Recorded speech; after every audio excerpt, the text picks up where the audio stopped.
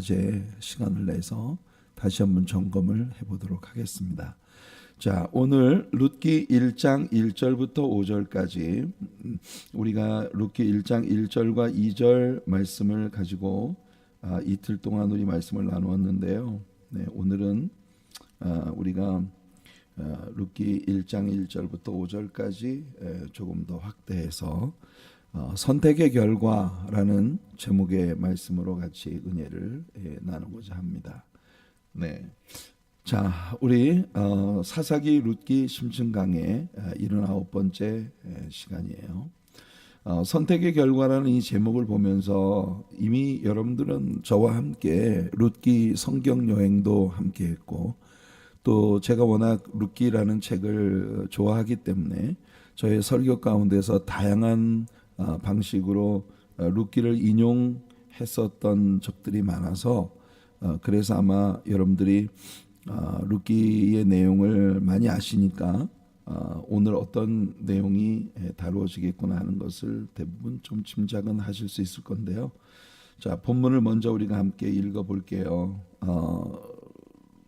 이 엘리멜렉 일가가 베들레헴에 기근이 들자 하나님께 여쭤보지도 않고 이 하나님이 왜 하나님이 직접 통치하시는 사사들을 세우셔서 직접 통치하시는 신정 통치 시대에 왜 하나님께서 하나님의 백성들에게 이렇게 기근을 주시는가 하는 걸 고민해 보지 않고 하나님은 지금 이스라엘 백성들을 향해서 May I have your attention please 하고 하나님께서 이스라엘 백성들을 부르고 계시는데 하나님의 음성에 귀 기울이지 않고 바로 모압으로 이민을 떠나버린 그런 그 엘리멜렉의 가정에 대한 이야기, 우리가 지금까지 이틀 동안을 다루었거든요. 그리고 그 결과가 무엇인지 우리는 이미 알고 있기 때문에 자, 일단 본문을 읽어볼게요. 다시 사사들이 치리하던 때, 이때는 하나님이 직접적으로 이스라엘을 통치하시던 신정 통치 시대입니다.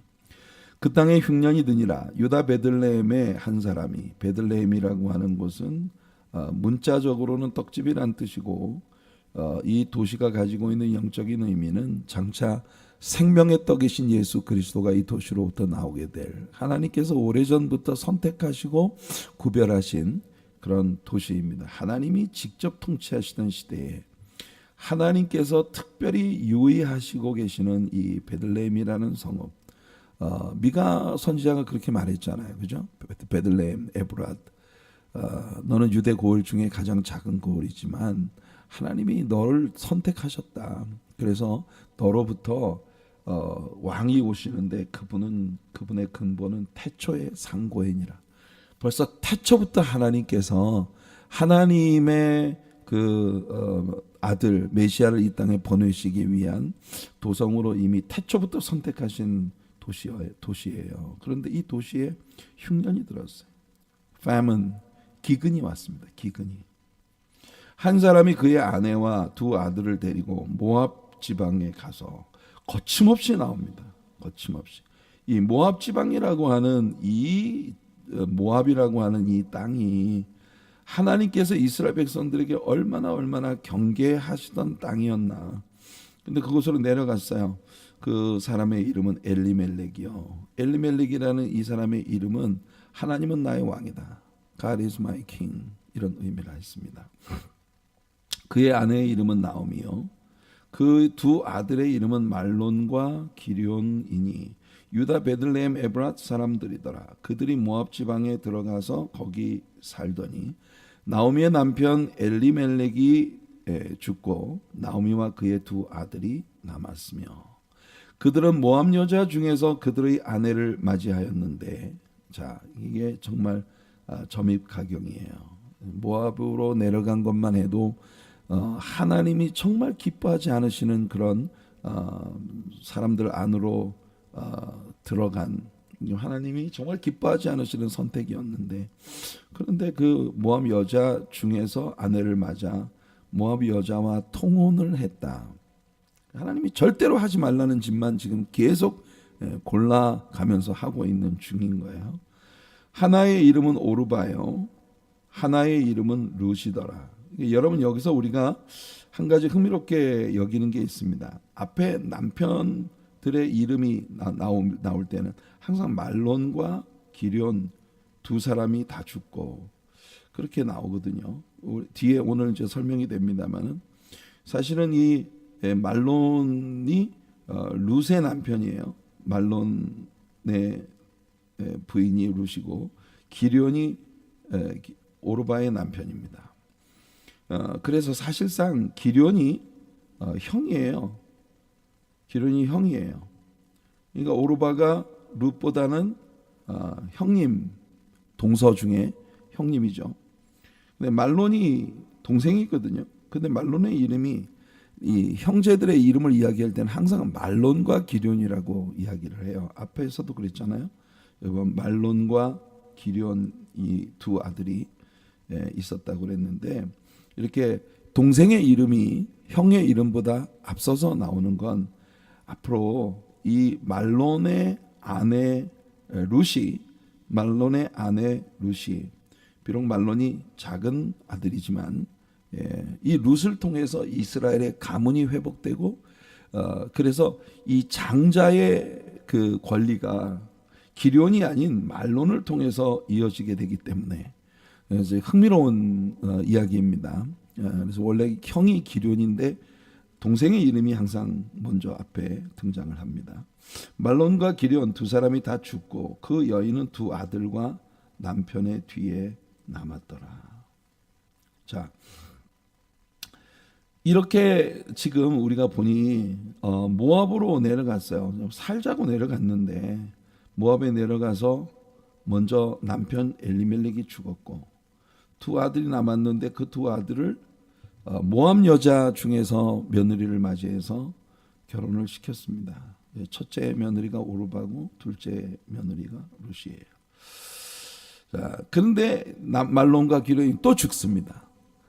그러니까 지금 나오미가 두 아들들이 죽고 두 아들들이 남긴 과부 며느리 둘과 과부가 되어진 나오미, 그러니까 세 명의 과부가 혼자 우두커니 그렇지 않아요, 여러분? 제가 오늘 기도 가운데 그런 이야기를 했습니다만은 우리 인생 살아가다 보면 우리가 여기가 끝이 아닐까? 여기보다 더 내려가는 것도 있나? 그렇게 생각이 되는 위기를 우리가 맞게 됩니다. 야, 우리 진짜 너무나 낮은 곳까지 내가 몰렸구나. 너무나 거칠고 어려운 환경까지 내가 정말 몰렸구나. 그랬는데 이 정도면 이제 여기가 끝이 아닐까? 이제는 반환점이 돼야 되지 않을까 생각을 했는데 나중에 보면 그보다 더 낮은 곳으로, 그보다 더 비참한 곳으로 떨어져 있는 우리 자신을 볼 때가 있어요. 지금 나오미의 모습이 바로 그런 모습입니다. 베들레헴을 떠나서 모압을 선택한 순간부터 이 나오미의 삶은 완전히 거칠은 내리막길을 간 거예요. 남편이 죽고 두 아들 남았는데 모압 여인들 며느리로 삼아서 어떻게 살아가 보려고 이 모압 땅에서 비벼 보려고 하는데 또 두 아들이 죽습니다. 그래서 이제 세 과부만 이 집에 남았는데 세 과부만 남은 이 집 안에서 이 룻기라는 이야기가 시작이 되는 거예요. 그보다 더 내려갈 수 없는 자리까지 내려갔다고 생각했는데 진짜 그보다 더 낮은 곳으로 떨어져 버린. 우리는 어제 엘리멜렉이 선택했던 그 선택에 대해서 우리가 선택 두 번째 시간으로 엘리멜렉의 선택에 대한 성경적 해석을 어제 우리가 나눴어요. 그는 믿음이 아닌 눈에 보이는 것을 선택했고 그 다음에 영적인 것이 아닌 육신적인 것에 더 중점을 뒀다. 우선 영적인 거는 다음 일이고 우선 육신적인 것을 먼저 세우고 살고 보자. 그래야 영적인 것도 뭐 있지. 많은 사람들이 신앙생활하면서 그렇게 생각을 해요. 신앙이고 뭐고 우선 내가 살고 봐야 그 다음에 뭐 신앙도 있고 뭐도 있는 거지. 여러분 그 거꾸로입니다. 신앙이 살아야 그 다음에 내가 살아요. 신앙이 죽으면 이 죽음은 영원한 죽음입니다. 그러니까 우리가 모든 우리들의 선택에 있어서 이 영적인 부분이 godliness, 경건에 대한 부분이 모든 것들보다 우선돼야 되는데 우리는 당장 내 코앞에 있는 먹고 사는 문제, 자존심의 문제, 내가 소중하게 여기는 그런 인간적인 부분부터 먼저 챙기려고 하거든요. 그래서 우리는요 아주 작은 일에도 벌써 금방 확 삐지고 뭐 계속 막 기분 나쁘고 마음 상하고 옆에 있는 사람 막 상처 주고 의도적으로 내 기분이 나쁘기 때문에 옆에 있는 사람한테 막 그냥 시위하듯 그렇게 막 상처 입히고 막 이런 일들을 거침없이 우리가 행하는 거예요. 왜냐하면 우리가요 육체의 모든 우선권이 있기 때문에 그래요. 우리가 영적인 일에 우선권이 있다면 그렇게 살 수 없습니다. 영적인 것에 우선권이 있다면 어제 저녁에 우리가 아비들이 있었고 청년들이 있었고 아이들이 있었던 거 기억나시죠? 요한 1서에서 이제 막 태어나서 내 아버지가 누구인지 정도 알고 있을 뿐인 그런 유아기가 있고요. 그 다음에 청년기에는 있잖아요. 내가 세상에 제일 잘났어. 무조건 가서 치 받고 싸웁니다. 그냥 내가 생각하는 것이 늘 정답이고 그래서 가서 그냥 치 받아버려요. 그러니까 늘 싸움이 이 사람은. 그런데 그 싸움 중에 그래도 왕왕 마귀를 이기는 그런 기특한 싸움을 할 때도 있다고요. 그래서 우리는 모든 스테이지에 있는 사람들을 다 사랑해야 합니다. 그런데 나중에 아비의 마음을 갖게 되었을 때 그 아비의 마음은요 오로지 하나님 태초부터 계신 아버지 하나님께 영광을 돌려드리는 것, 그게 전부예요. 오직 그것을 위해서 나는 죽은 듯 살아갈 수 있고요. 그것을 위해서 나는 내 마음이 그렇지 않지만 그걸 다 누르고 정말 하나님의 선을 위하여 하나님의 마음을 기쁘시게 해드리기 위하여 연민을 가지고 사랑의 마음을 가지고 그렇게 살아갈 수 있는 거예요. 우리 그렇게 익어가야 되는 거예요. 우리는 그렇게 익어가야 돼요. 노사연이라는 가수의 노래 있지 않습니까? 우리는 늙어가는 게 아니라 조금씩 익어가는 거라는. 그러니까 우리가 그런 영적으로 신앙생활을 하면서 우리가 그렇게 익어가는 사람들이 돼야 되는데 내가 익어가지 않는다는 거를 자랑 삼는 스테이지에 머무르는 사람들이 있어요. 여러분 정말 우리는 무르익어야 합니다. 그래서 영적인 것이 육신적인 것에 눌려버렸어요. 항상 육신적인 것이 먼저 튀어나오니까 영적인 것은 뒷전에 두고 그 다음에 천국보다 세상에 초점을 맞춘 거. 쉽게 얘기해서 여호와 하나님보다 하나님께서 기뻐하지 않는 모압이라는 나라에 더 신뢰를 주고 더 기대고 있는 그런 엘리멜렉의 모습을 우리가 보았어요. 그러니까 어제 우리는 선택 두 번째 시간으로 엘리멜렉의 선택에 대한 성경적 해석을 우리가 나누었거든요. 자, 이와 같은 선택의 결과로 오늘 우리들의 본문 가운데 일들이 펼쳐지는 거예요. 안타깝게도 엘리멜렉이라는 사람의 이름은 하나님은 나의 왕이거든요. 하나님은 나의 왕이라는 의미의 이름을 갖고 있는데 사실 이 사람의 삶을 들여다보면 왕 되신 하나님을 배제하고 있는, 철저히 왕 되신 하나님은 그의 인생에 뭘 거두실 수가 없어요. 이름은 왕 되신 하나님이 나의 왕이시라는 뜻인데 그런데 그 사람의 삶을 보면요 왕이 자기가 왕이에요. 그러니까 이게 이 엘리멜렉이라는 사람의 삶이 우리들에게 보여주는 어제 그의 선택이 왜 이렇게 될 수밖에 없었는가 하는 것을 보여주는 그런 이유입니다. 그의 선택들 안에서 그는요 하나님을 완전히 떠났어요. 하나님을 완전히 떠나 하나님의 뜻 밖으로 나가버렸습니다. 이름은 하나님은 나의 왕. 성도가 뭡니까? 성도. 우리가 우리 자신을 성도라고 부를 때 이 성도라는 말은 우리 한국말의 의미는 거룩한 무리들이에요.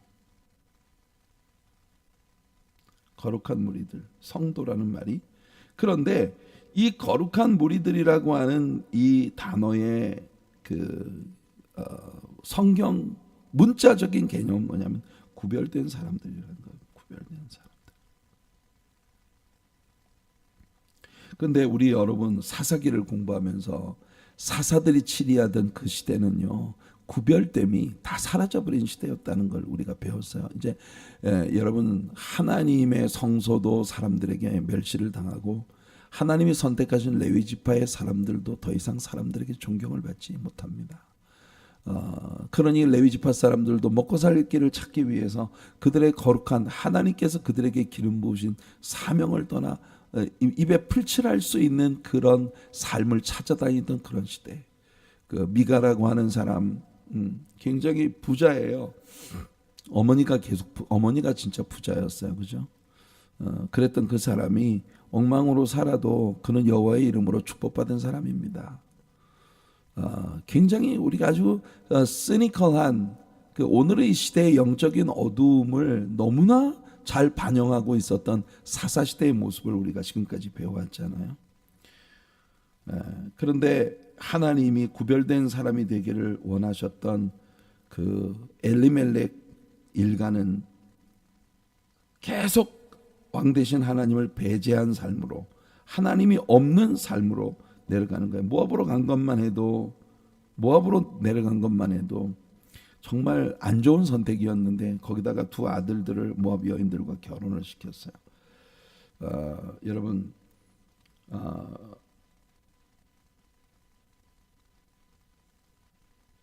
룻기 4장 10절을 보면 여기 나오죠. 말론의 아내 모압 여인 룻을 사서 나의 아내로 맞이하고 그 죽은 자의 기업을 그의 이름으로 세워 그 이름이 그의 형제 중과 그곳 성문에서 끊어지지 아니하게 하며 너희가 오늘 증인이 되었느니라. 이거 뭐냐면 보아스가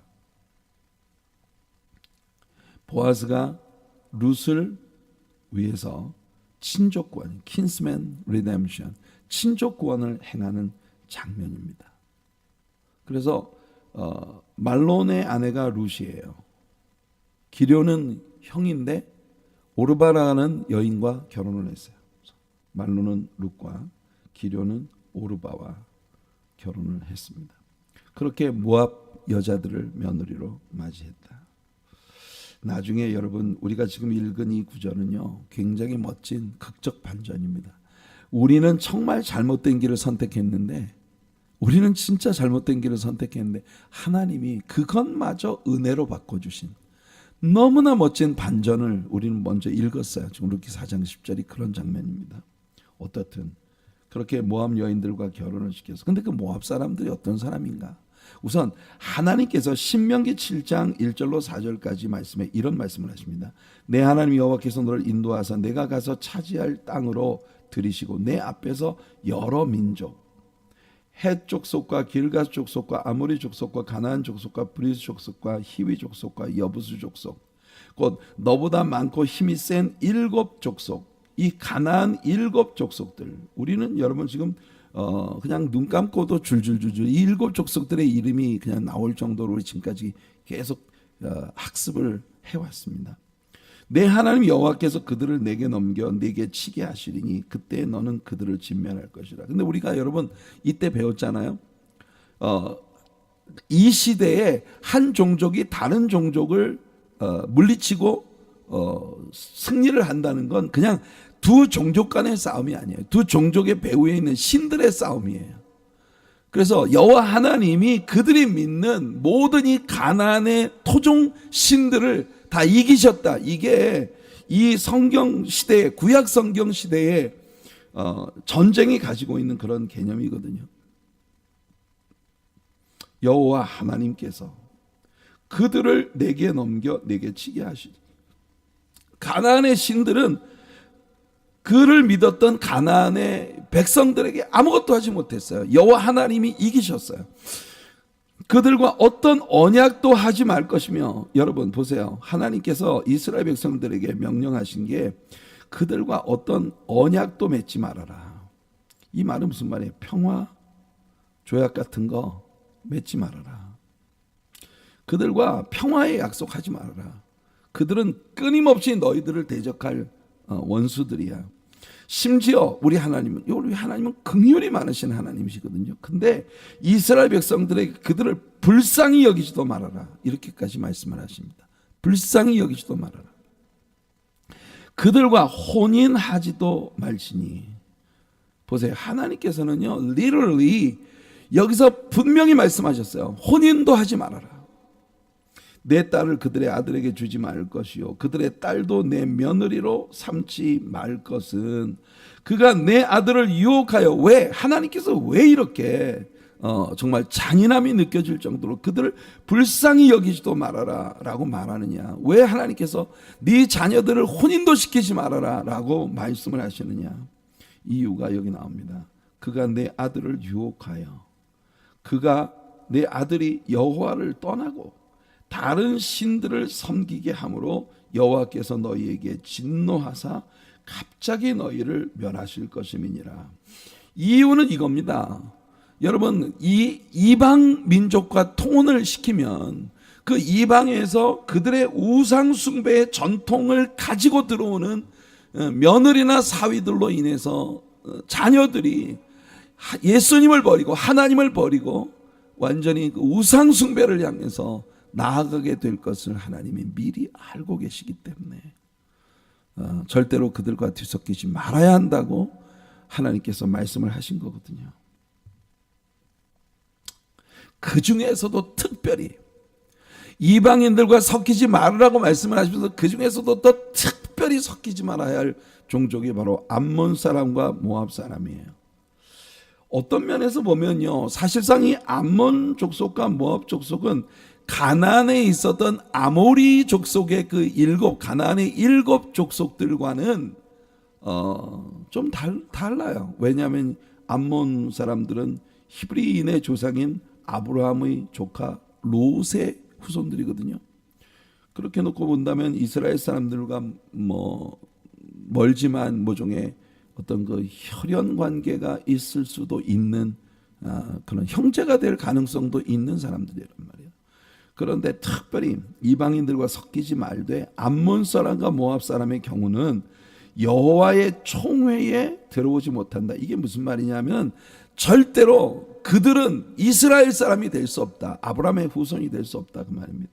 그들에게 속한 자는 10대뿐만 아니라 영원히 여호와의 총회에 들어오지 못한다. 이게 하나님께서 이방 사람들이 이스라엘 사람들과 섞였을 때 나타나게 될 그런 그 끔찍한 결과를 미연에 방지하기 위해 하나님께서 아주 철저히 말씀하신 겁니다. 그들은 너희가 애굽에서 나올 때 모압과 암몬 사람들이 왜 그렇게 하나님께 미움을 받게 되었느냐. 이스라엘이 애굽에서 나올 때 떡과 물로 너희를 길에서 영접하지 아니하고 메소포타미아의 부돌 사람 부올의 아들 발람을 사주해서 그에게 뇌물을 주어 너희를 저주하게 하려 하였으나. 이 모압과 암몬 족속은요, 이스라엘을 저주하려고 했었던 종족들이에요. 내 하나님 여호와께서 너를 사랑하심으로 내 하나님 여호와께서 발람의 말을 듣지 아니하시고 내 하나님 여호와께서 그 저주를 변하여 복이 되게 하셨나니. 우리 하나님은요, 저주를 변해서 복이 되게 하시는 하나님이세요.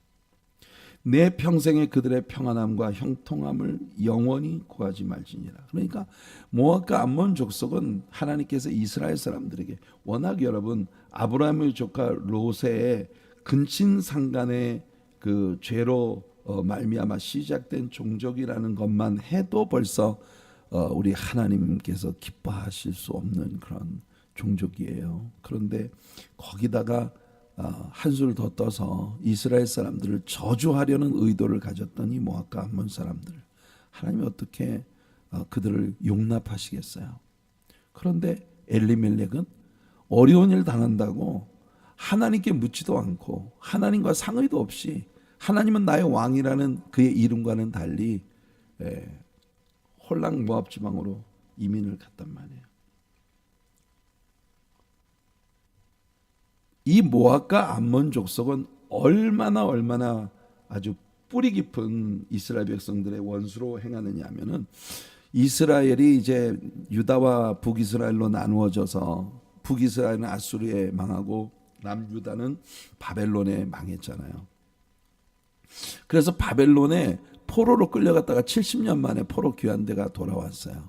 그 돌아온 포로 귀환대가 예루살렘을 재건하고 그 재건되어진 예루살렘에서 느헤미야와 에스라의 협력 아래에서 재건되어진 예루살렘에서 집회를 열 때 이 과정입니다. 느헤미야 13장 보면 그날 모세의 책을 낭독하여 백성에게 들렸는데 그 책에 기록하기를 암몬 사람과 모압 사람은 영원히 하나님의 총회에 들어오지 못하리니, 특별히 이 구절을 읽었어요. 왜 그랬겠어요?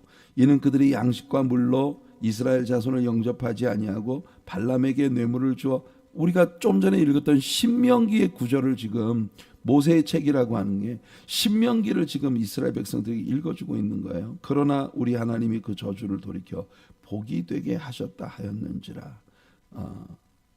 백성이 이 율법을 듣고 곧 섞인 무리를 이스라엘 가운데에서 모두 분리하였느니라. 이 무슨 뜻입니까? 여러분, 이때는 있잖아요. 이미 이 모압 여인 룻이 이스라엘의 다윗의 조상으로 완전히 이스라엘 여자가 되었을 뿐만 아니라 영원히 하나님의 가족이 되어진 이후입니다. 그럼에도 불구하고 이 모압과 암몬 족속들이 포로 생활 마치고 돌아온 이스라엘 사람들을 망하게 하기 위하여 도비아와 산발랏 같은 이런 그 유다 사람들의 예루살렘 재건을 그렇게 아주 치밀하게 방해하던 그 세력들을 아주 여러분 힘을 합해서 유다의 재건을 방해했었던 사람들이거든요. 그 방해의 일환이 뭐냐? 유대인들하고 또 뒤섞여서 또다시 우상 숭배로 이스라엘 백성들을 이끌어가는 이와 같은 원흉의 노릇을 하고 있는 사람들이었다. 그래서 하나님은요, 그걸 아시기 때문에 모압과 암몬 족속은 절대 이스라엘과 섞여서는 안 된다고 그렇게 하나님 말씀하신 거예요. 여러분 기억나십니까? 이스라엘 사람들이 모압 평원에 있을 때 모압 왕 발락이 발람을 사주해서 여러분 그 발람으로 하여금 이스라엘 백성들을 저주하게 만들었어요. 그런데 하나님께서 발람의 말을 듣지 않으셨어요. 그래서 발람이 모든 그 자기가 뇌물을 받고 이 일을 했는데 성공하지 못한 것처럼 보이지만 돌아가는 길에 모압 왕 발락을 만나서 발락의 귀에 아주 간교한 꾀를 들려줍니다. 야, 네가 이스라엘을 아무리 저주하려고 해도 하나님이 이스라엘을 축복하시는 한 이스라엘은 누구도 저주할 수 없어. 네가 진짜 이스라엘이 저주받게 하려면 이스라엘이 하나님이 미워하는 짓을 하게 해라. 그게 뭐냐? 너희 모압 사람들 중에 미녀들을 뽑아서 이스라엘 캠프에 집어넣어 그 모압 미녀들이 이스라엘 남자들의 마음을 흔들어서 그들로 하여금 너희들의 우상 숭배에 동참하게 해라. 그러면 너희들은 손 안 대고 코 푸는 거야. 하나님이 이스라엘을 치실 거거든. 정말 발람이 모압 왕 발락에게 넣어준 그 꾀대로 발락이 행했을 때에 이스라엘이 하나님의 무시무시한 진노를 받아 24,000명이 죽었어요. 이게 민수기 25장에 나오는 내용입니다. 민수기 23장에 발람의 이야기가 나오고 발람이 돌아가고 난 후에 벌어진 사건이 바로 이거야. 민수기 25장에 보면 24,000명의 유대인들이 죽었어요. 이런 일을 초래할 사람들이기 때문에 하나님께서는 이스라엘 백성들에게 초래한 사람들이기 때문에 하나님은 이스라엘 백성들에게 모압 사람들과 절대로 섞여서는 안 된다고 말씀하신 거거든요. 그런데 오늘 우리 성경은 아주 단순하게 얘기합니다. 살자고 내려온 모압에서 세 남자가 죽습니다. 우리는 이 사람들의 죽음을 그냥 단순하게 사람은 태어나면 다 죽는 거니까 그냥 어떤 일로 죽었겠지 생각할 수도 있지만 이 세 남자가 살자고 내려온 모압 땅에서 죽었어요. 그리고 그 뒤에 나오미와 두 모압 여인 며느리 룻과 오르바 두 여인만 남았어요. 그래서 모압 생활 10년 만에 세 과부만 남은 슬픈 장례식의 이야기가 룻기라는 책의 시작입니다. 더 이상 내려갈 수 없는 그 깊은 곳까지 나락에 떨어져 버린 그런 나오미의 모습을 우리는 보고 있습니다. 이것이야말로 불순종이 가져온 슬픈 결과의 전형적인 그림이에요. 룻기 1장 21절을 보면 나오미가 그의 며느리 룻을 데리고 베들레헴 땅으로 들어올 때 베들레헴 사람들이 나오미의 얼굴을 거의 알아보지 못했어요. 야, 네가 진짜 나오미야? 아니 나오미가 어쩌다 이렇게 됐어? 네가 진짜 나오미야? 그 나오미를 보고 그렇게 말을 했어요. 그래서 나오미가 이렇게 말을 합니다. 나오미가 그들에게 이르되 나를 나오미라 부르지 말고 나를 마라라 부르라. 나를 나오미라고 부르지 말고 나를 마라라고 불러라. 이는 전능자가 나를 심히 괴롭게 하셨음이니라. 내가 풍족하게 나갔더니 여호와께서 내게 비어 돌아오게 하셨느니라. 여호와께서 나를 징벌하셨고 전능자가 나를 괴롭게 하셨거늘. 보세요. 우리가 이건 이제 내일 우리가 또 다루게 되겠습니다만은 나오미가 모압 생활 10년 만에 있잖아요. 완전히 생각과 마음과 입술에 쓴 뿌리가 가득한 그 완전 여러분 몸만 피폐하게 되어 사람들이 나오미를 알아보기 어려울 정도로 그렇게 변화되었는데 그런데 그게 외모만 변한 게 아니라 그의 내면의 영혼의 심령이요 정말 아주 황폐할 대로 황폐하게 되어버린 그런 나오미의 모습을 우리는 여기서 지금 보고 있는 겁니다. 나오미는 자기의 이름이 원래 나오미예요. 나오미라고 하는 이름의 뜻은 my sweetness입니다. sweetness라고 하는 건 뭐예요? 달콤하다, 또 밝다, 명랑하다, 행복하다, 희락과 즐거움과 행복을 의미하는 이름이었어요. 나오미. 이 옛날에 베들레헴에 있을 때는 이 이름이 그녀에게 얼마나 잘 어울렸겠습니까? 여러분 그 베들레헴에 흉년이 들 때 그래도 엘리멜렉은 부잣집이었기 때문에 자기들의 재산 싹 정리해서 아주 보란듯이 그 베들레헴을 떠나 모압으로 이사를 내려갈 수 있었어요. 그러니까 굉장히 유복한 부잣집 마나님이었거든요. 그랬던 그녀가 지금 돌아오는데 사람들이 야 네가 진짜 나오미야? 아니 어떻게 이렇게 됐어? 10년 만에 정말 몰라보게 변했네. 그런데 그때 나오미가 하는 말이 나를 마라라고 불러라. 마라. 여러분이 마라라고 하는 이름이 어떤 이름인지 아시죠? 이스라엘이 홍해바다를 막 건너서 광야에 막 들어왔을 때 그들이 마주친 곳이 바로 마라예요. 그 물이 너무 써서 물을 절대 먹을 수 없는 근데 하나님께서 그 마라에 쓴 물을 달게 만들어준 하나님은 있잖아요. 우리의 bitterness, 쓰디 쓴 우리의 인생을 sweetness, 아주 달콤하고 기쁘고 행복하고 희락이 넘치는 그런 삶으로 만들어주시는 분이 바로 전능자 하나님이세요. 그런데 나오미는 보세요. 입을 열 때마다 하나님께 대한 원망입니다. 전능자가 나를 괴롭게 하셨다. 여호와께서 나로 비어 돌아오게 하셨다. 여호와께서 나를 치셨다. 징벌하셨다. 전능자가 나를 괴롭게 하셨다. 아니 자기 자신의 잘못이나 이 회개 같은 건 없어요. 그냥 다 하나님이 나를 이렇게 괴롭게 하셨어. 하나님이 나를 치셨고 하나님이 내 거 다 뺏어가셨어. 하나님이 나를 그냥 비어서 돌아오게 하셨어. 완전히 나오미라고 하는 여인의 이 영혼 속에 아주 쓰디쓴 그 bitterness, 이 쓴 뿌리가 아주 꽉 장악하고 있는 그런 모습을 우리는 여기서 보고 있는 거예요. 얼마나 가슴 아픕니까? 여러분 진짜 더 가슴 아픈 거 뭐냐? 모압에 내려가서 부잣집 마나님으로 모든 사람의 부러움을 사며 그래도 넌 좋겠다. 이런 판국에 모압은 지금 풍년이라는데 다 이거 재산 정리해가지고 모압으로 내려갈 수 있다니 얼마나 다행이야. 다 부러움을 사면서 모압으로 내려갔던 그 모습, 스웨트네스한 그 모습은요 완전히 비를넷으로 바뀌어서 지금 베들레헴으로 돌아오고 있는 거예요. 그런데 이때 말이에요, 베들레헴에 하나님께서 풍년을 주셨다는 소문이 들려옵니다. 모압 땅에서. 이게 사람을 더 미치게 하는 거예요.